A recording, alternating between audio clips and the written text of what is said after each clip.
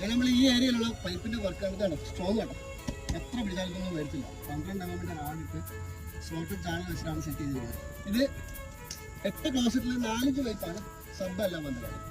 6 പൈപ്പിലേക്ക് supreme ഉണ്ടാകാം. 6 kg പൈപ്പാണ്, class 3 ആണ് കേട്ടോ. കേട്ടോ ഡ്രെയിന് വരുന്നത് യൂറിനലുണ്ട് ഇതിനകത്ത്, ഫ്ലോറ് കഴുകുന്നത് അതൊക്കെ നമ്മൾ സബ്ബല്ല വന്നിട്ട് 4 കയറുന്നത്. ഇത് വെർട്ടിക്കൽ ലൈൻ ആയതുകൊണ്ടാണ് ഈ ഉപയോഗിച്ചിട്ടുള്ളത്. വെർട്ടിക്കൽ ലൈൻ നമുക്ക് ടീ ഉപയോഗിക്കുന്നതുകൊണ്ട് കുഴപ്പമില്ല. ഇതാണ്ട് കൂട്ടുകാരെ, വെർട്ടിക്കൽ ലൈൻ മൊത്തം ടീ ആണ് ഉപയോഗിച്ചിട്ടുള്ളത്. ഹോറിസോണ്ടലായിട്ടുള്ള ലൈനുകളിലാണ് വൈ നമ്മൾ ഉപയോഗിക്കാറുള്ളത്. ഇതാ കൂട്ടുകാരെ, ഹോറിസോണ്ടലായിട്ടുള്ള ഈ ലൈനിൽ മുഴുവനും വൈ ആണ് നമ്മൾ ഉപയോഗിച്ചിട്ടുള്ളത് കേട്ടോ. ഇതാവുമ്പം ഒരു ഫിറ്റിങ്സ് നമുക്ക് ഒഴിവാക്കി വൈ ഒഴിവാക്കി ടീ ചെയ്യും.